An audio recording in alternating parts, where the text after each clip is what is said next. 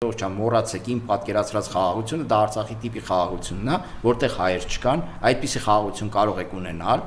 ուրիշ խաղաղության այլ տարբերակ չակնկալեք, հարգելի հայ ժողովուրդ, իմիջիայլոց ես խորհուրդ եմ տալիս Ալիևի հայտարարությունները լուրջ ընդունել, որովհետև դրանք Նիկոլ Փաշինյանի օրոք դառնում են իրականություն, լուրջ ընդունել եւ պատրաստվել հակադարձելու Ալիևի տերորիստական, ագրեսիվ քաղաքականությանը։ Նիկոլ Փաշինյանն էլ հայտարարեց, որ ըստ էության իր խոսքի բովանդակայի մասը վերլուծելու հետևանքով կարող ենք եզրակացնել, որ Նիկոլ Փաշինյանը խոստովանում է, որ խաղաղության օրակարգը, որով այդքան հպարտանում են Հայաստանում քաղաքացիների վրա, հատկապես իրեն հավատացողների վրա ծախում են, հույս ունենալով, որ դրա համար քվեներ կստանան, չկա այդպիսի խաղաղություն։